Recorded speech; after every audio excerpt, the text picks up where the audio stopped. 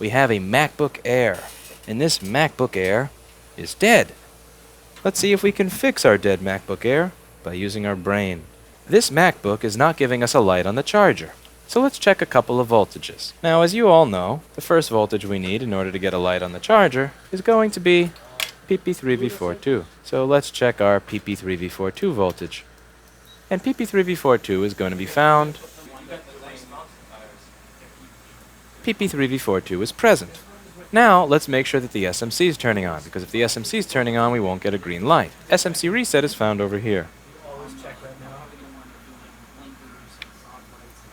SMC reset is present.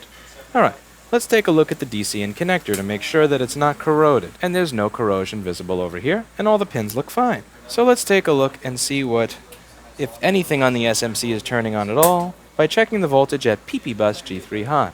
Because if PPBUS G3 hot is too low, then we'll know that the SMC is not communicating with anything like the ISL 625.9. And it's 8.18 volts. PPBUS G3 hot is typically going to be 8.56 volts when the SMC is able to communicate with it.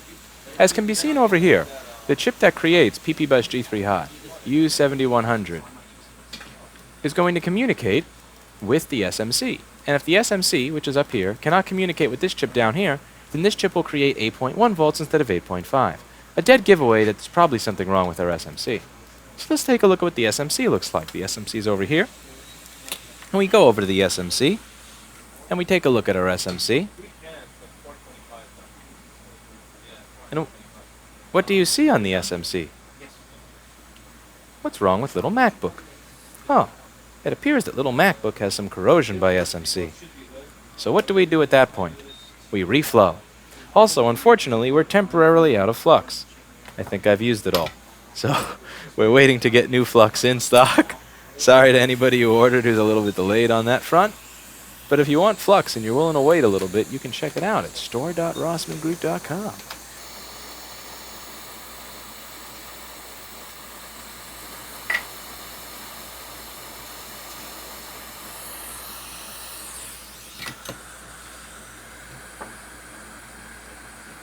So here we go, just removing the edge bonding from this nice little chip. And this chip's probably a fine little working chip. It just may have some corrosion under it that's keeping it from working the way it's supposed to. That's fine. We can fix that with a little hot air and a little bit of flux.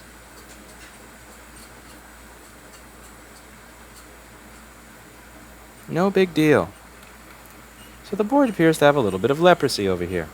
But that's fine. I'm optimistic. We're going to work on that in a moment. Now, do keep in mind, we have a shortage of flux. So I'm going to be using 1 millipole of flux on this board.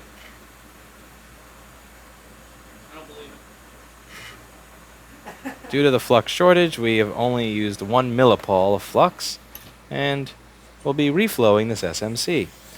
Not only will reflowing the SMC remove any of the corrosion on the board under the SMC, but it's also going to help the components around the SMC, like these little capacitors over here. It's going to help remove dirt and grime, and make the solder around those pieces great again. That's 1 nanopole of flux.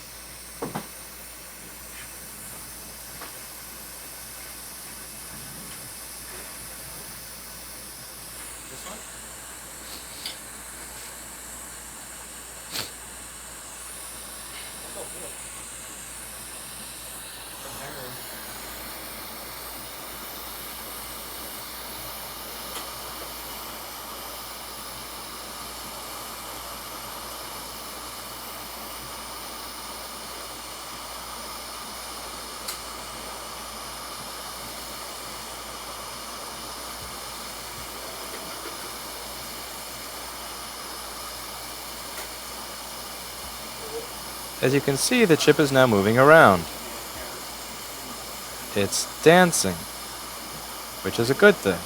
And now I'm removing these nasty components over here, which I'll replace momentarily. Let's zoom into this section where there's a little bit of ripped off pads and see if we can revive those pads. So as can be seen here, the left pad over here is fine. However, the right pad appears to have some challenges. This is going to be where PP3V42 _G3 hot meets the SMC. on PP3V3S5 SMC VDDA. This is part of the power supply to the SMC, and without this inductor being present, the SMC is not going to receive all the power that it needs in order to turn on and work. So we should be very careful with this little pad over here in ensuring that we salvage it if it is salvageable. So let's see what we can do. First thing I'm going to do is just make a nice big solder ball without touching the board and hope that it sucks up any of the crap that may be present. And we'll do some very mild, gentle scraping.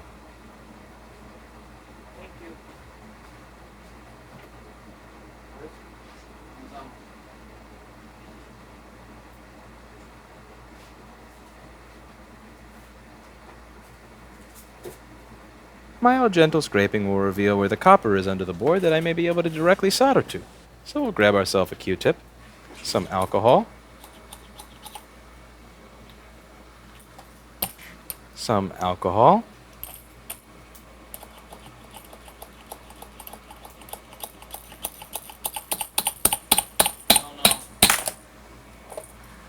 that's the good one. Some alcohol, It's just too empty. You need more in it. It's empty. Don't blame it for being empty, please.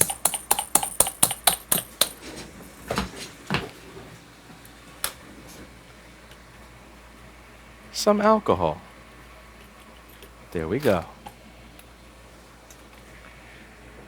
It's not too empty. It still appears to have some alcohol in it. It's just a dirty little piece of shit that deserves to be punished and held accountable for its crimes of not providing me with alcohol. Little prohibitionary era piece of crap. So, here we go. So we should have a much cleaner view now of what we're working with in that area.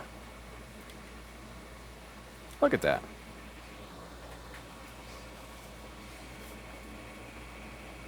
Yeah, see how much easier it is to work with after it's been scraped and cleaned.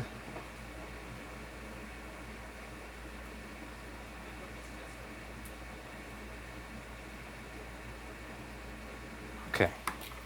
Now we're going to try and be very careful here as we apply some new solder to the exposed copper and try and turn that into a pad.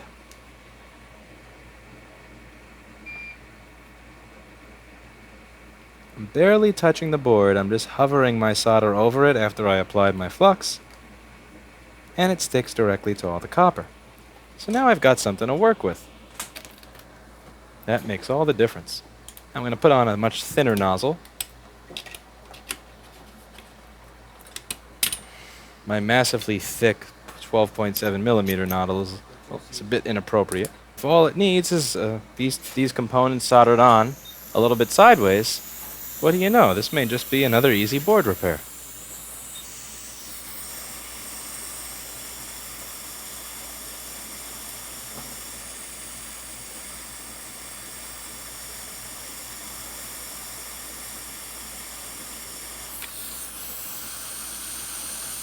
Now this is where it gets tricky. So I got to solder two capacitors on here, but there's no pad to solder the capacitor to on this section. So I got to do it kind of sideways.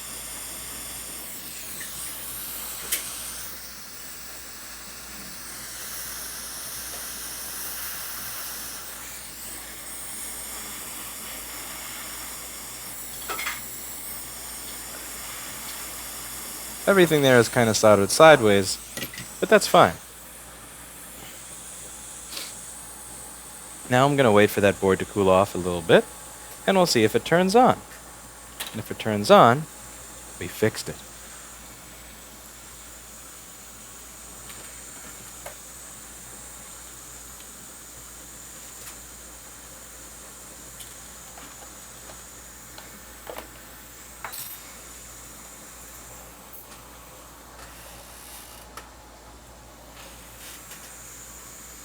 Charger, MacBook.